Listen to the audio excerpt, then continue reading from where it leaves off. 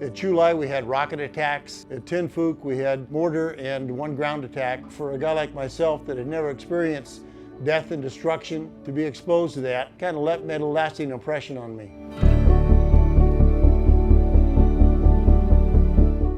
My name is Mike Warren. I was a Staff Sergeant, E5, United States Air Force. The last unit I was in, I get discharged from Tonson Air Force Base, 63rd Aerial Port Squadron, and my hometown is here in Riverside. My father had been in the Air Force. I had grown up on Air Force bases, so it just seemed natural that I would join that branch of military service. I did receive training to be an air freight specialist at Shephard Air Force Base, and I also did some parachute rigging training later on in my Air Force career. I served in Vietnam. I had joined the Air Force in 1967.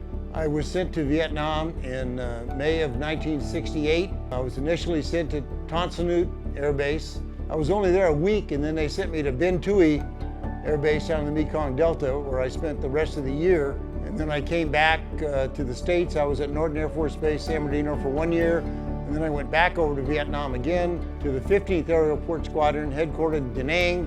And they sent me to Tuille, which was an operating location, about 20 Air Force personnel.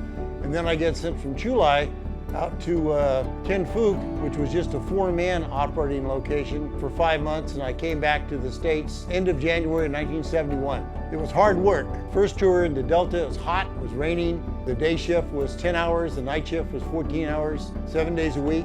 We did come under enemy attack from mortars and recoilless rifles, mostly at nighttime. So you never knew what was going to happen when you were doing your work, loading and unloading planes. The second tour was a little different. At Tuille, we had rocket attacks. At Tin Phuc, we had mortar and one ground attack.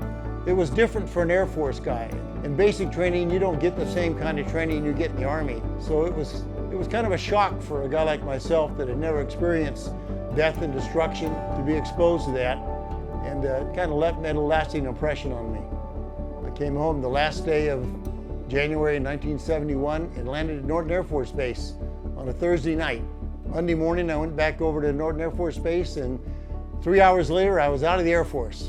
That's how it happened. I found out pretty quickly that being a Vietnam veteran was really not a popular thing. You know, nobody did anything overt toward me. It's just like they kind of ignored us. Like everybody else, I decided to just kind of put it behind me and get a job. I got married, bought a house, I was doing okay, doing the American dream. And then about 1979, like 8-9 years after I got back, things started to go south for me, and my marriage went bad. I went bad at my job. Different things happened. I started drinking, and I started thinking about Vietnam a whole lot, and it was just a bad time.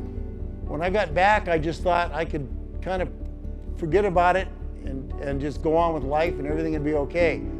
And that really was not true. I didn't know about it until later. And I have to tell you, though, that when things went bad for me back in 1980, by 1982, I became aware of the Vietnam Veterans Center, and I went there, and they really helped me out and got me squared away. And I'm glad that I was able to get the help I needed to overcome those difficulties. I give all the credit to the Vietnam Veterans Outreach Center, which Veterans Outreach Centers are still in existence today, helping veterans. If it hadn't been for them, I don't know where I'd be today. And that's where most of my friends that I have today, I met through the Vietnam Veterans Outreach Center. And we'd all be in trouble if it wasn't for the folks there that really helped out.